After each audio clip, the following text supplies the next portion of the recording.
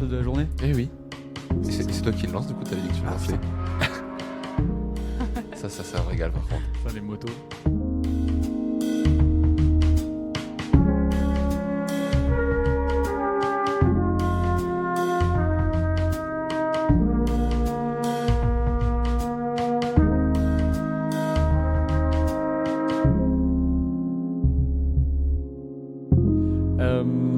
Eh bien, bonjour à tous.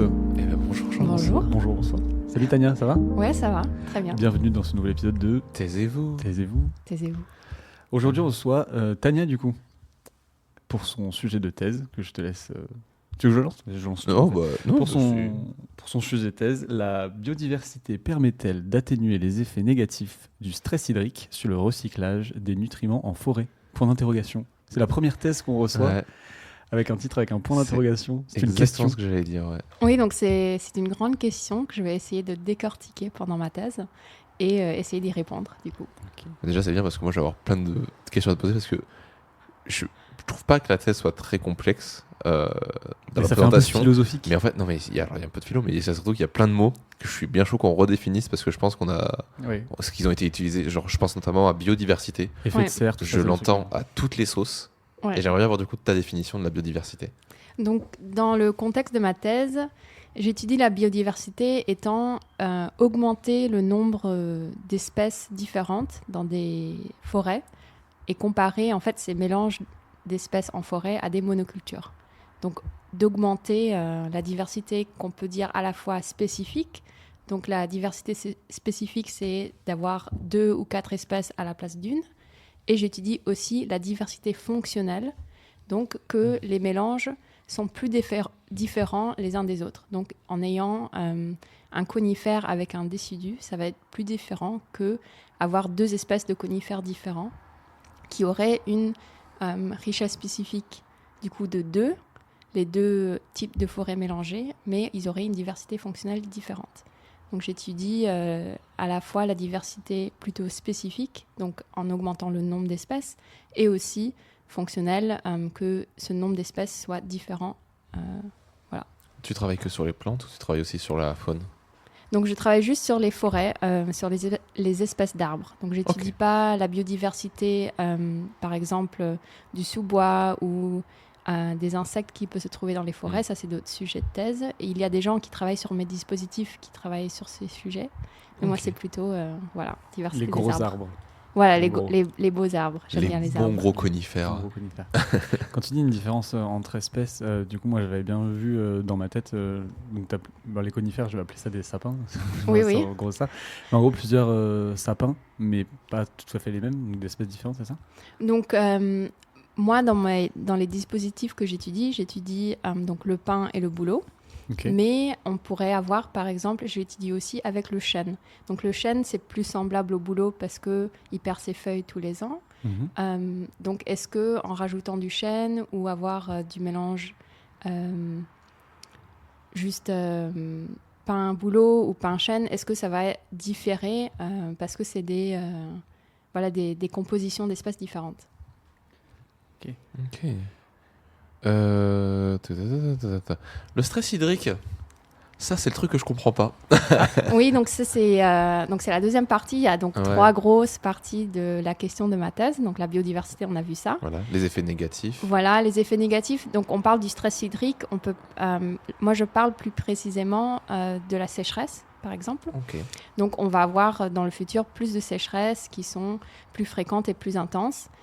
Et donc on essaie de voir est-ce que les effets de diversité, est-ce qu'ils vont quand même avoir lieu si c'est sec. Donc je compare des forêts qui sont à un niveau de ressources en eau adéquat ou plus élevé à des forêts qui sont à des niveaux de ressources en eau faibles. Et donc en comparant des parcelles en sécheresse à des parcelles qui sont irriguées, qui ont assez d'eau, on peut voir comment est-ce que ces effets vont améliorer ou atténuer les effets qui peut avoir la sécheresse sur la forêt. En gros, le stress hydrique, c'est un peu les problèmes, les événements liés à soit peu d'eau, donc la sécheresse, soit à trop d'eau aussi, non? Oui, mais moi, j'étudie Ouais, pas toi, cette tu partie. dis pas ça, Voilà. mais le stress hydrique, en gros, c'est les problèmes liés à l'eau pour, Ok. pour les plantes. Ça n'a rien à voir avec le fait que j'ai peur de pas avoir d'avenir. Non, ça, c'est le. Ah, j'ai pas de Le jeu de mots. stress. C'est le stress tout court. Le stress de ta vie. Non, c'est marrant parce que c'est toujours des mots comme ça que je. Tu vois, genre le stress hydrique, ça n'a rien à voir avec le fait de. Tu vois, genre de pression sur l'eau, tu vois. Non, c'est vraiment genre. Bah, Il y a c'est une plus ou moins pression. d'eau, quoi. Bah, c'est une pression de Sur l'eau le de système. sur le système, mais Ok, ouais. que la plante, Ouais. du coup. Ah Ouais, oui, mais oui, même sur ça, la en fait, partie- le terme, c'est difficile à définir aussi. Ouais. Donc, au début, on avait commencé avec sécheresse ou stress hydrique, ou sinon, maintenant, en fait, souvent, je parle de juste ressources en eau différentes. Ouais. C'est plus parlant. C'est marrant parce que je trouve que dans les sujets de thèse, vous avez le droit d'avoir des définitions très vagues, très floues. Moi, je sors du milieu de la technique. Tu vas parler à un technicien de c'est quoi le format de la vidéo? Tu te fais tuer. On va te dire ça veut rien dire le format de la vidéo. Je trouve ça très Mais drôle nous, d'avoir des. on reste un peu vague pour pouvoir rentrer plein de choses Ouais. dedans. Ouais. Oui, bien Soirée sûr. accès, Mais des ouais. choses comme Ouais. ça. Bon, après, il y en a, C'est vrai ils que y ça, tiennent c'est à leur sujet aussi. Hein, attention, faut pas rigoler avec ça. Et Mm. tu nous parles du coup du recyclage des nutriments en forêt. Donc ça, si j'ai bien compris, les nutriments, c'est tout ce que tout ce qui est apporté dans la forêt, donc soit les feuilles, les branches, tout ce qui est mort en fait et qui va être retravaillé pour cette part à la forêt en fait. Donc ça fait une partie c'est une étape du recyclage Ouais. des nutriments. Donc les nutriments, c'est c'est des éléments chimiques. Donc c'est là où rentre la biogéochimie, c'est dans cette partie de la question de la thèse. Quand on parle du recyclage des nutriments, on parle de l'azote, c'est un élément nutritif qui se trouve naturellement dans n'importe quel système. C'est important pour la croissance des plantes, pour la vie, enfin pour tout. Et en forêt, particulièrement, donc on a, oui, l'azote qui se trouve dans les feuilles, dans les branches qui tombent au sol, qui ensuite est décomposé et qui peut ensuite, grâce à certains processus par les micro-organismes dans le sol, peuvent être absorbés par l'arbre qui va pousser et ensuite les feuilles vont retomber et ça va recommencer. Donc c'est ça quand on parle du cycle des nutriments dans les forêts. D'accord. Donc moi, j'étudie donc plusieurs parties de ce cycle. Quand tu parles de recyclage, du coup, c'est plus le retour au cycle, du coup, au début du cycle. Oui, en fait, c'est le terme en français, c'est le recyclage des nutriments, mais en anglais, c'est juste le cycle des nutriments, le cyclage, on D'accord. pourrait dire. La boucle. Mais, voilà, c'est la boucle. La boucle nutritionnelle. Voilà, c'est Voilà. Oui, mais recyclage, c'est plus rigolo. ça. C'est plus vendeur aussi. Oui, peut-être, oui, c'est ça. Ouais, Ouais. ça fait très Ah bah ça fait Avenir. Comment tu dis? avenir. Ouais, c'est ça. Ça Bio. fait très. Ça fait très les mots à la mode ouais, on travaille sur le recyclage. Mais tu vas pas Des recycler éléments. des forêts toi-même. En fait, Non, c'est ça. non. C'est pas tu recycles. C'est ok. Oui, c'est la forêt qui elle-même cycle ses nutriments ou recycle.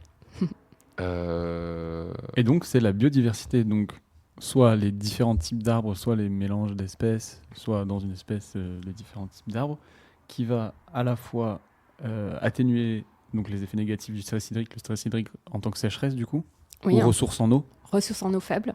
Et donc, la biodiversité, elle va influencer sur ça.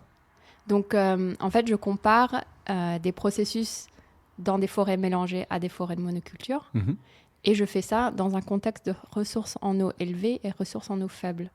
Donc, je peux voir si est-ce qu'on a un effet de diversité et est-ce que cet effet est encore plus fort dans une situation de ressources en eau plus faible. Donc, est-ce que quand la forêt est stressée, en n'ayant pas beaucoup d'eau, est-ce qu'elle va plus favoriser les interactions positives entre les espèces différentes? Et tu parles de monoculture. À l'inverse, c'est la pluriculture ou je sais pas comment. on dit C'est le les terme. mélanges. Hein. Mélange. Enfin, Ok. c'est là où je parle de diversité. Donc, tu parles de monoculture et de diversité. Ouais. C'est des forêts qui sont plantées par l'homme. Oui, Ah, donc c'est d'accord, des dispositifs expérimentaux. Ils font partie d'un réseau international qui s'appelle le Tree Diversity Network. Voilà. Oh là Waouh. Alors, tu as un très bel accent parce que tu es, on dit californienne, américaine, je sais pas trop. Oui, j'ai grandi là-bas. Enfin, Ok. je suis née là-bas, Donc, voilà. mais d'origine française. Mais voilà, D'origine donc française, pardon. le petit mot anglais, c'est un réseau international de plantation Ouais. d'arbres où donc moi je travaille sur 2 de ces sites où on manipule à la fois donc la diversité et la ressource en eau. Donc c'est des plantations. Chaque parcelle est plantée avec le même nombre d'arbres dans un espace donné. Et c'est répété plusieurs fois. Et c'est comme ça qu'on peut voir, on teste des choses différentes. Et donc, on a des mélanges, des monocultures en ressources en eau élevées et ressources en eau faibles. Et c'est pour. Et après, pardon, avant de passer à cette question que je me note, sinon je vais l'oublier. Et tu parles aussi du coup de recyclage, donc ça va influencer aussi le recyclage, la différence des espèces ou les monocultures. Oui, oui, carrément. Donc là, parce que chaque espèce a une concentration ou sa litière, enfin les feuilles mortes qui vont tomber au sol, est différente en fonction des espèces. Et du coup, la communauté microbienne qui est associée à cette litière pour la décomposition va elle aussi être différente. Donc on va vraiment avoir une dynamique quand on mélange des espèces qui ont des litières, enfin des feuilles mortes qui sont différentes. Alors du coup, comment toi tu vas chercher les réponses à cette question? Donc moi, je suis en 3e année, donc j'ai fait tout mon terrain. Je suis encore en train de répondre à la question. Mais pour répondre, j'ai fait plusieurs choses. Ouais. Une des choses, on a récolté la litière. Donc on a mis des pièges à litière, on récolte les feuilles mortes. Des pièges à litière. Des pièges à litière. De quoi ça s'agit? C'est un trou. C'est un bol. C'est à peu près ça. C'est comme, vous voyez un tamis. Hein. Ouais. Donc c'est un cylindre en plastique avec en dessous comme une passoire pour les pattes. Ok, oui. Et du coup, on surélève ça au-dessus de la terre avec des piquets. Et on le laisse tout au long de l'année et on récupère la litière au cours de l'année. Et ça nous donne une idée aussi de la productivité de notre parcelle. En centimètres, genre s'il a tombé tant de centimètres de feuilles c'est plutôt en grammes. On pèse, grammes, okay. on trie les feuilles et on les pèse. Et puis après, on peut analyser cette litière et avoir les données des nutriments. Donc ça, c'est une partie. Okay. On fait aussi de l'échantillonnage du sol. Où je le ramène dans le laboratoire, je fais des extractions. Tu fais des calottes de carottes. De sol. Ouais, des carottes de sol. Carottes c'est des carottes. Ah, je croyais que c'était des calottes. Non, c'est des carottes. Ok, carottes, très bien. T'en fais? Ouais. J'ai toujours voulu voir ça. Je sais pas pourquoi ça me fascine depuis que je suis petit. Je vois les carottes quand ils font au pôle ou des trucs comme ça. Et puis dans les forêts et tout. Ça, c'est hardcore. Ah, c'est hardcore.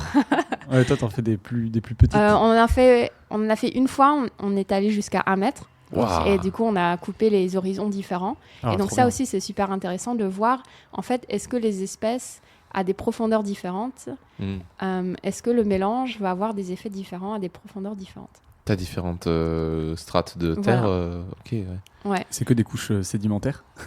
Je sais pas si j'ai les bons termes, mais c'est des trucs que je me rappelle. Les sédiments, c'est plutôt quand on parle au fond d'un lac ou d'un océan. Ah, ok. Là, c'est une carotte de sol. Okay. Et on a des horizons. Donc en haut, il y a plus de matière organique. Puisqu'on a en matière organique. Voilà. Non, c'est bon, c'est très bien.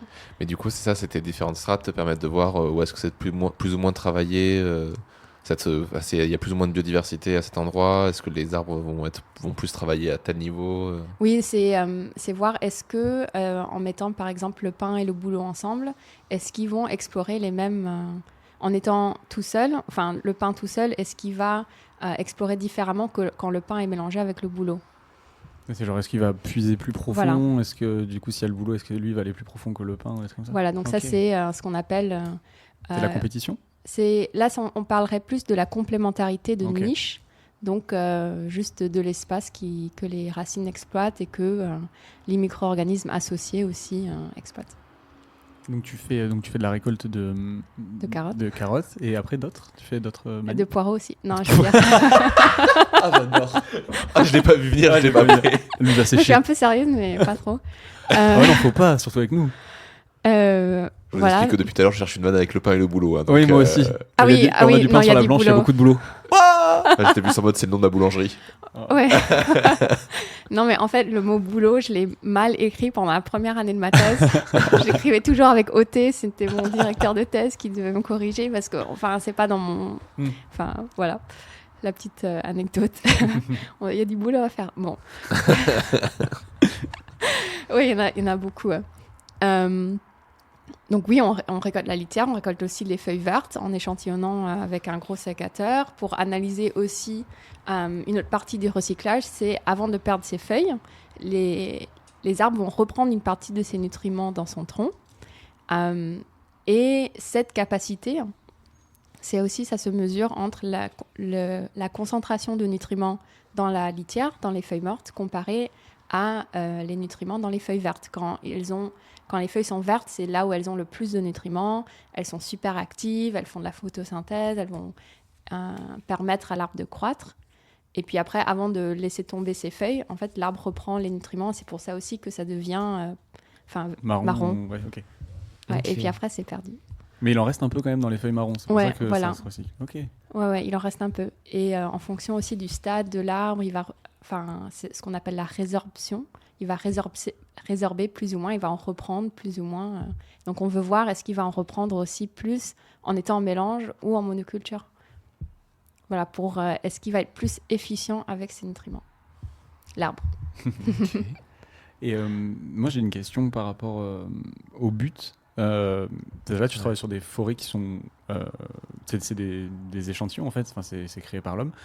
Le but, c'est applicable à des forêts naturelles ou à des forêts de culture du bois, hein, genre pour fabriquer des meubles, pour fabriquer des planches ou des trucs comme ça. Donc la thèse, c'est plutôt une thèse fondamentale. Donc on essaie Ok. de comprendre les mécanismes dans les forêts mélangées. Ok. Mais oui, le but après, ce serait pour plutôt les forêts plantées, parce que beaucoup de nos forêts sont plantées. Car en augmentant le nombre d'espèces, non seulement on peut avoir un impact peut-être sur le recyclage des nutriments, mais aussi sur la résistance, la résilience de la forêt. Par exemple, avoir moins d'attaques de pestes. Le pin processionnaire, la processionnaire du pin, par exemple, ils ont montré qu'en mélangeant avec le bouleau, on a moins d'attaques, enfin ce genre de choses.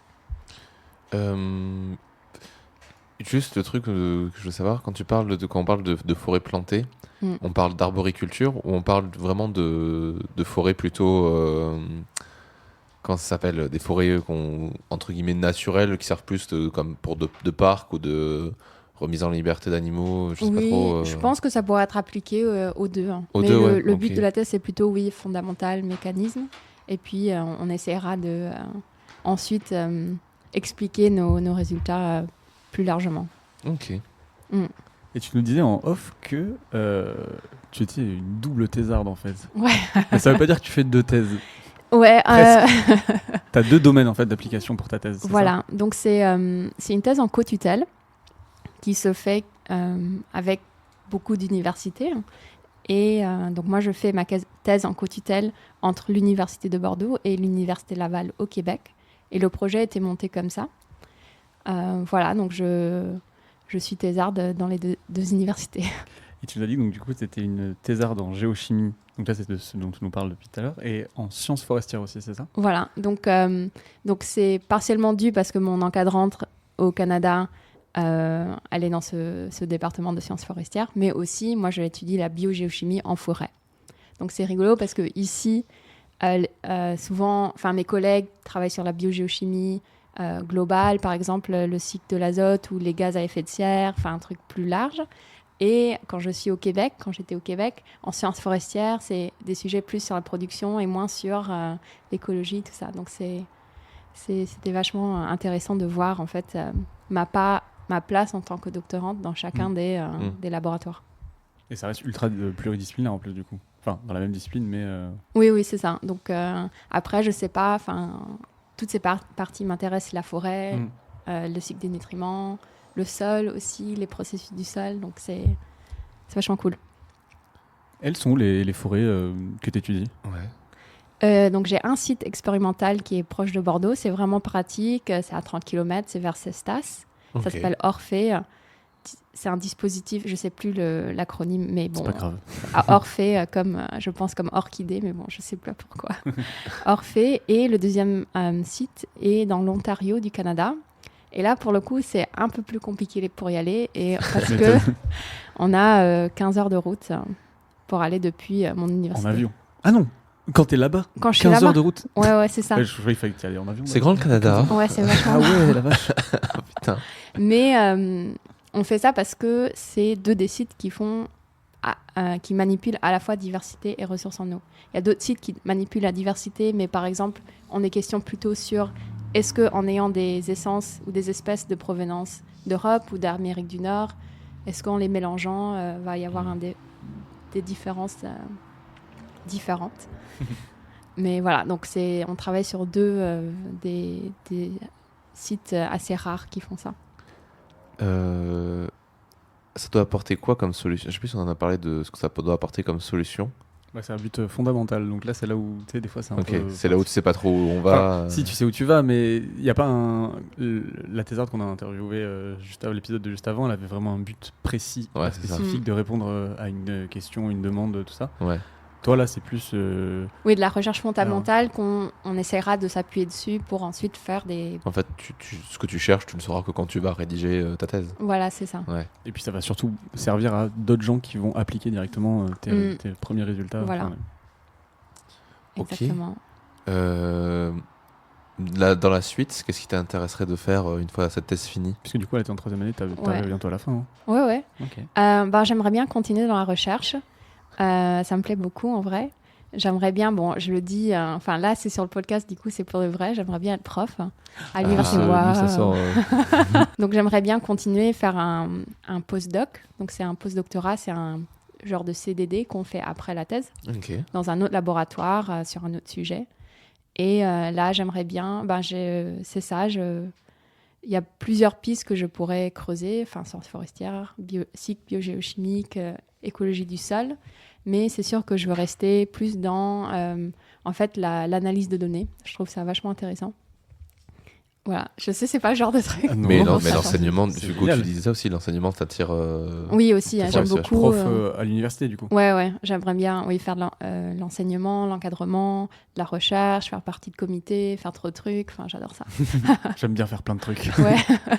Et qu'est-ce qui t'a lancé sur le chemin de cette thèse? C'est par ton master, t'es arrivé comme ça, ou c'était vraiment depuis longtemps tu veux travailler sur les forêts, l'écologie? Enfin, c'est pas si, c'est un peu de l'écologie. Oui, Il y a c'est un de peu l'écologie. ouais. Ouais, c'est quand même. J'hésitais en fait pour le nom de. Écologie ou géochimie? Ouais, ou Ok. biogéochimie, ouais. Mais biogéochimie, c'est quand même. Ça claque. Ouais. Il y a de la bio, il y a de la géo, il y a de la chimie. Ouais, il y a de tout. C'est trop cool. Tu peux pas faire éco-biogéochimie? Bon. On peut l'inventer. Hein. Ah bah vas-y, go. Ouais. En fait, c'est quand même marrant parce que je pensais pas du tout faire une thèse. Je sais pas, je pense que beaucoup d'entre nous qui font des thèses. 70% des gens qui font ça. Il y en a 30% qui font non, depuis le début, je voulais faire une thèse. Et donc, même après ma licence, je l'ai faite aux États-Unis, du coup, le bachelor's. Je savais pas ce que je voulais Ça faire. m'impressionne à chaque fois. J'ai fait des études de biologie. La science m'intéressait. Je savais pas. J'ai fait une année de césure. J'ai voyagé. J'ai travaillé un peu. Et c'est un peu par hasard et grâce à quelqu'un qui a répondu à un mail où je posais des questions par rapport à un master en France. Et c'est grâce à elle qui m'a répondu, qui m'a expliqué le système français que je connaissais pas du tout, que j'ai intégré un master à Paris-Saclay. Et c'est là où j'ai commencé à avoir des cours plus sur la biogéochimie. J'avais jamais en fait vu vraiment de cours sur ça. Et moi j'étais là, devant la classe, passionnée parce que c'est vraiment un cycle, c'est un truc qui se passe autour de nous tout le temps. Je trouve ça fascinant. Et tout le monde à côté de moi était là genre « Oh non, on fait encore les cycles !» Et je me suis dit « Ah, il y a un truc à creuser là quand même. » Je vais être toute seule, trop bien. Ouais, non, aussi j'étais... Dans les étudiants. Oui, voilà.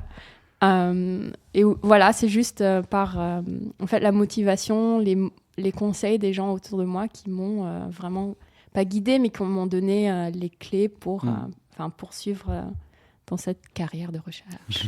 Et quand tu arrives en master, du coup, ça t'a vraiment plu Ouais, le truc, ouais, j'étais trop à fond. J'ai fait aussi, après, je voulais encore repartir, donc j'ai fait mon stage de Master 2 en Autriche. T'as voyagé, hein? Ouais. Et du coup, là, ça m'a tellement plu, les gens du labo, la dynamique, que en fait, j'y suis repartie là en janvier-février pour faire des analyses de ma thèse. Ouais. Donc, ça, c'était vachement cool. Donc, on peut beaucoup voyager quand on est dans la recherche, je trouve. Si on se donne les moyens et si on veut le faire, ouais. Oui, voilà. Il y a des projets, j'ai eu des financements pour y aller, donc c'était cool. Trop bien. T'as écrit un article déjà ou pas? Ouais. Bravo. Merci. Dans quoi? Dans Nature? Non. C'est dans Soil Biology and Biochemistry.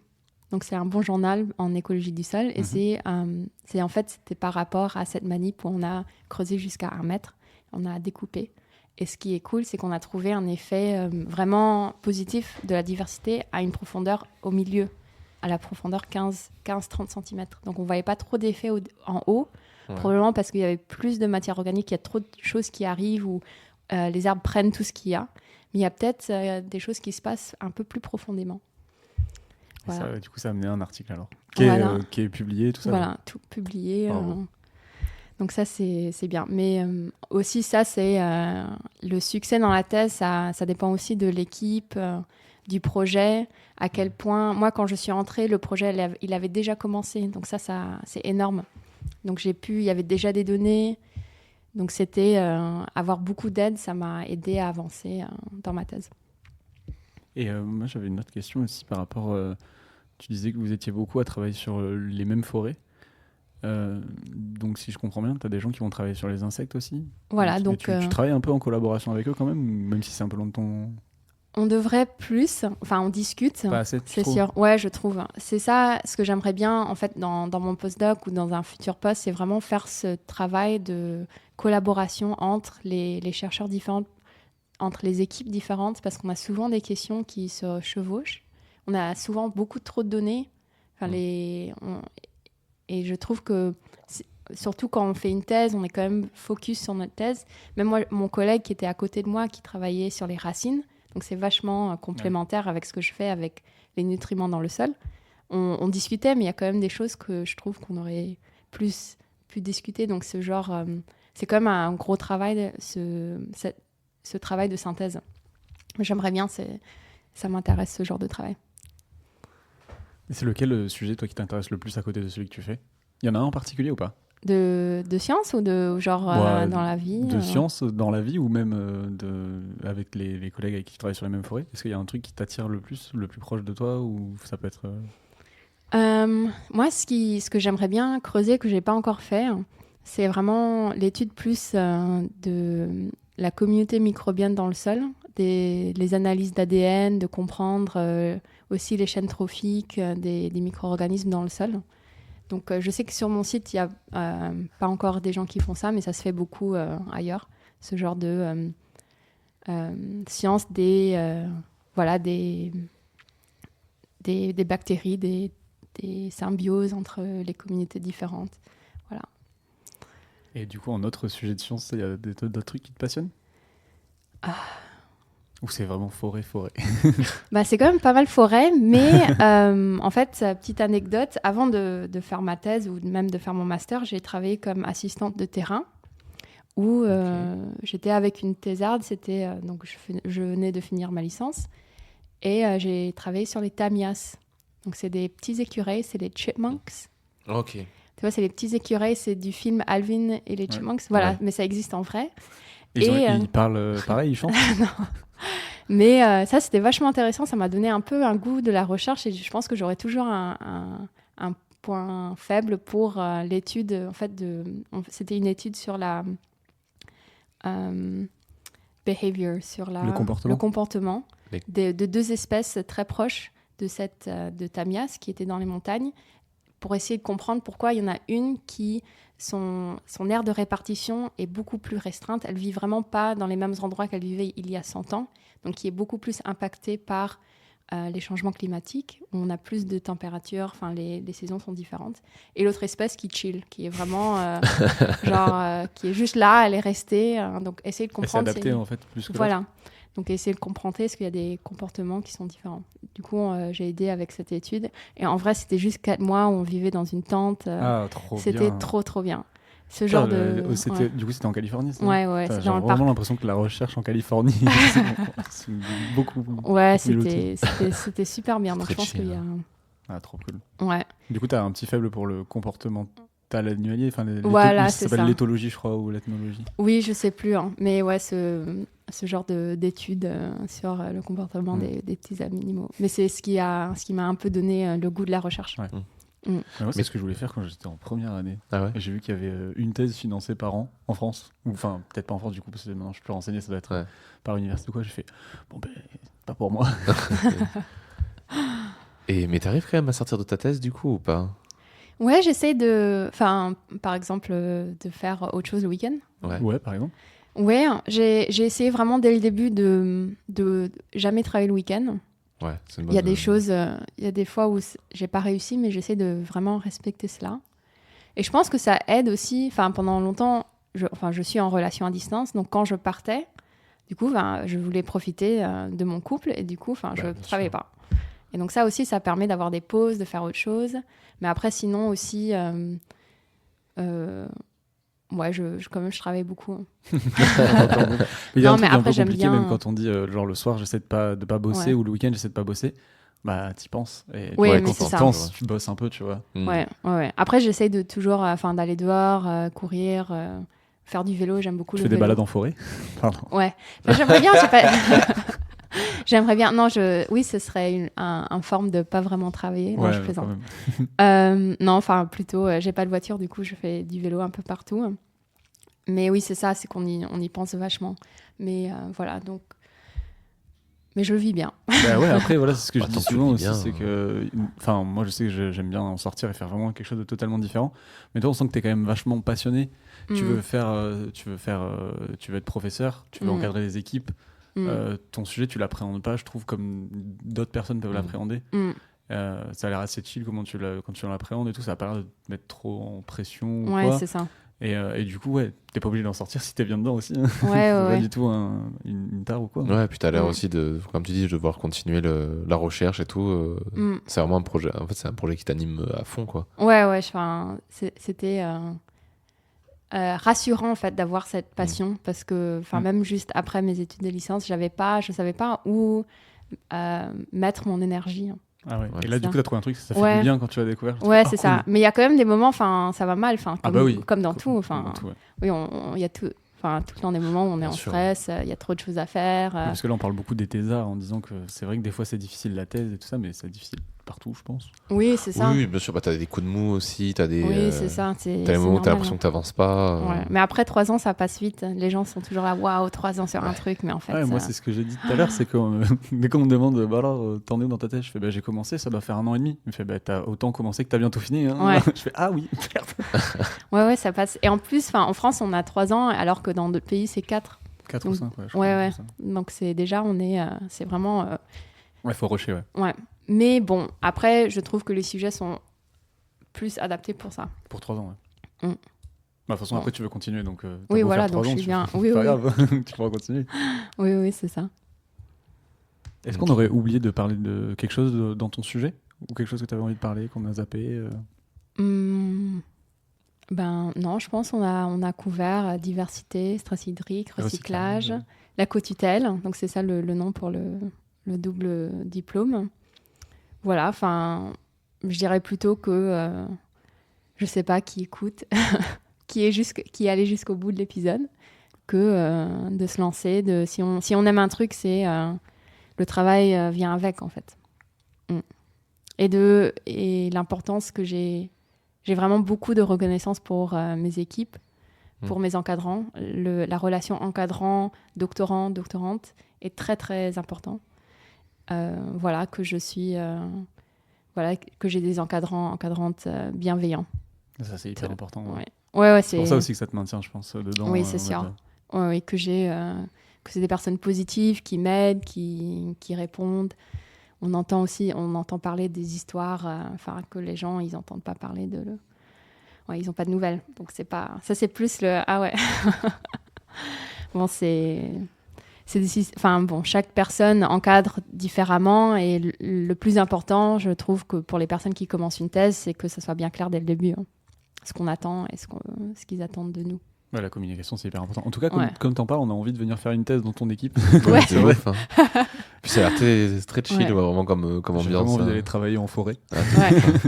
Ouais, mais en fait, on est juste à côté, notre labo. Ah ouais, t'es à côté Ouais, moi, de l'ISV? Oui, je suis à l'INRAE. Ah, mais t'es à du coup. l'INRAE? Oui, je suis à l'INRAE. Ah, mais oui, d'accord. À côté la de- Ferrade, oui. Du Ok. coup, si jamais tu vas à la cantine, on se Ouais, retrouvera. carrément. Là, on est en télétravail. Ouais. Mais... Ah, je savais pas que t'étais à l'INRAE. Ouais. En télétravail dans la forêt. Une grosse borne Wi-Fi au milieu. C'est parti. Ouais, mais c'est OK parce qu'on a nos carottes et nos poireaux pour manger. Ouais, c'est ça. Ben voilà, nickel. Faire des soupes. Ouais, Des petites, ouais, go. Des petites soupes de feuilles là. Soupe de feuilles. soupe de feuilles. Bah, tu Et manges et des tu billes. bois ton thé en même temps, c'est pratique. C'est non plein de nutriments en j'avoue. plus. En plus. T'as Ouais. suivi, j'espère. Ouais. Ouais. En plus, Ouais. C'est à moi de la résumer, j'avais pas. Et ouais. Ça fait. C'est pour ça que c'est chill depuis tout à l'heure. Mais c'est pour ça que je suis très très chill, ouais. Tu m'as dit que tu l'as résumé, donc moi je suis en mode, bon bah voilà. Ok, donc j'y vais du coup. Bah écoute, C'est parti pour résumer ta thèse. Ok, l'interro cool. de Jean.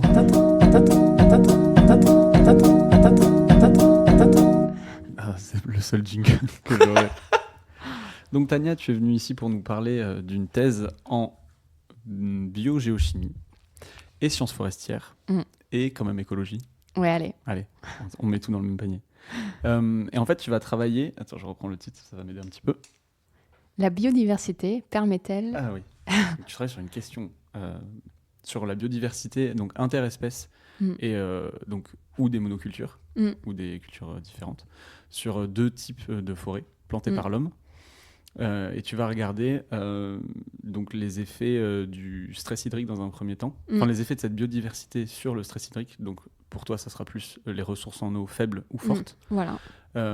Et ensuite, l'effet de cette biodiversité sur le recyclage des nutriments apportés par ces arbres. Alors on a parlé de cyclage plus que de recyclage, entre voilà, guillemets. c'est ça. Le cycle des nutriments qui passe donc des feuilles, on va dire, vertes, chargées en nutriments, Oui, pour oui. et puis qui vont, donc, quand elles vont faner, Oui. perdre leurs nutriments, mais il en restera quand même dedans qui vont tomber dans le sol et se recycler dans les arbres. Voilà. Et pour ça, tu vas faire plusieurs analyses. Tu vas faire une analyse avec des tamis, donc tu vas analyser les litières, donc c'est les feuilles mortes, les organismes, tout ça. Tu vas utiliser, tu vas faire du carottage pour voir les sols.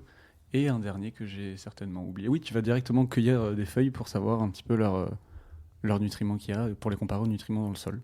Voilà, c'est ça. Enfin, comparer, est-ce qu'on a plus de nutriments dans les forêts mélangées que les forêts en monoculture. Ok. Et tout ça dans un but fondamental pour le moment.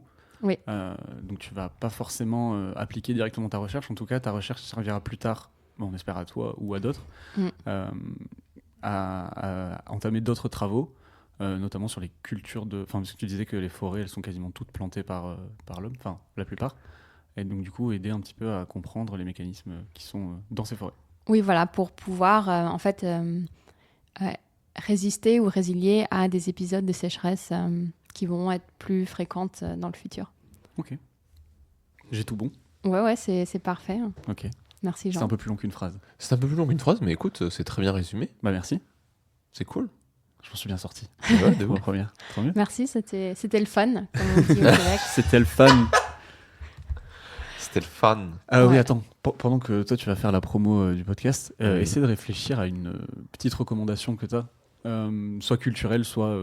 tu as déjà fait une recommandation là, par rapport à ton thésard, au thésard.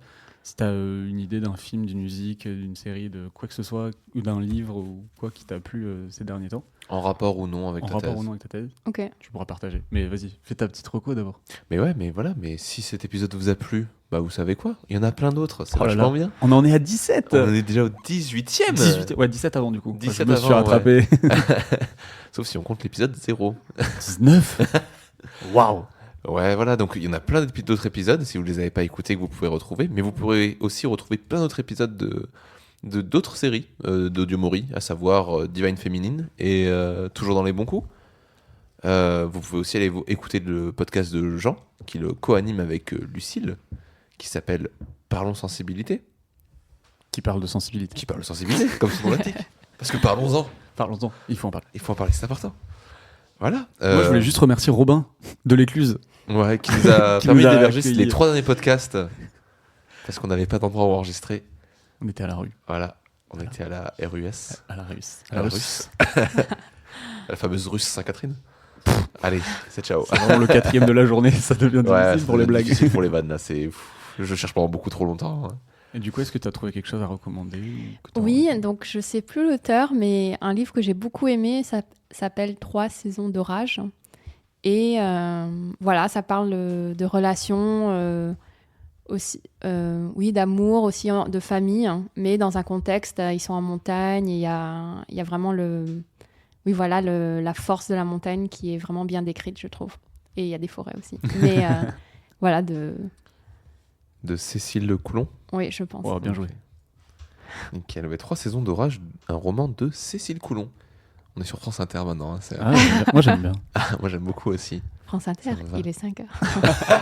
On sent qu'elle se lève tôt. Ouais, Ouais, c'est non, clair. non. Ou tu te couches. Et non, il est 8h30. Non, je fais ça. Jean, t'as une petite reco toi ou Non, pas moi j'en ai pas là. T'en as pas Moi je vous en trouvais une comme d'hab, je finis toujours par retomber sur mes pattes et au pire de toute façon je file un album. T'as une reco, Robin, t'as là-bas? Ouais. Toute la saga des sorceleurs. Ah ouais, voilà. Robin, j'étais sûr. Robin est en train de lire Le Sorceleur. Très bon livre si vous avez joué aux jeux vidéo, si vous avez vu la série Netflix. Les livres sont géniaux. Voilà. Ouais. Moi j'ai envie de vous dire qu'il faut donner une pièce à Au votre sorceleur. sorceleur. Oui. Donne un sou. Donne un sou. File une pièce. File donc une pièce. J'aime plus ce que c'est la traduction française. Donne un sou. Donne un sou. Jette un sou. Jette un sou. Jette un sou au sorceleur. Et on n'ira pas plus loin parce qu'après sinon c'est droit Au d'auteur. fertile vallée. Je l'ai en entier, je m'en fous. Eh ben, écoutez, j'ai peut-être un album en lien avec la forêt et tout ça. Oh si, moi j'ai un album en lien. Ah ben vas-y. C'est l'album de Cosmo Sheldrake. Je sais pas si vous connaissez Cosmo Sheldrake, c'est trop bien. Et il a fait un album un peu sur... alors, c'est pas vraiment sur les forêts, mais c'est sur la nature, la biodiversité, tout ça. Plus axé sur les oiseaux, je pense. Mais allez écouter Cosmo Sheldrake, je vais vous retrouver le titre de l'album vite fait, qui s'appelle Wake Up Calls. Voilà. J'aime Ok. bien, c'est assez chill aussi pour bosser et tout, c'est calme, ça fait du bien, ça repose. Bah écoutez, moi cette année, dans le cadre d'un challenge musical que j'essaye de suivre et de me tenir, j'ai dû écouter un album d'un groupe qui s'appelle Trees. J'ai toujours du mal à dire le mot arbre en anglais, c'est terrible. Tree. Trees, qui est du coup un groupe anglais des années 70, et ils ont fait un album qui s'appelle The Garden of Jane Delaunay, je sais plus, je sais pas, Y à la fin, voilà. C'est hyper sympa, c'est un peu, ça fait partie de tous ces groupes qui sont un peu, qui ont été un peu cachés par les gros mastodontes qui étaient les Beatles, que pouvaient être tous ces groupes-là, et c'est un petit peu pop, très psychédélique, mais très peu, pas si inaccessible que ça. J'ai adoré, je trouve ça très bien, et c'est plutôt méconnu du grand public, donc écoutez, si vous avez l'occasion d'aller écouter, je vous le recommande fortement. Vas-y, moi j'ai. Ok. Je vous ai m'abonner. Ah bah parfait. Ils ont fait que 2 albums en plus. Ils ont fait 2 albums et après ils ont ressorti une compilation pour les 50 ans. Je vois ça. Donc c'est assez incroyable. Mais ça, c'est les rockers des années 60-70. Ils font rien et puis ils font 50 ans. Allez. Voilà. Bah, merci beaucoup d'être venu. On te souhaite beaucoup de réussite et de courage pour la suite. Merci. Ça fait plaisir de voir quelqu'un autant passionné, autant chill autour de la table. Merci de m'avoir invité. Donc, Ouais, avec pas de plaisir. soucis. C'était vachement bien. Mais on se retrouve bientôt pour. On se dit à un autre bientôt. épisode. Mais ouais, on se dit Allez. à très vite. À très vite. Allez, on fait Ciao. ça.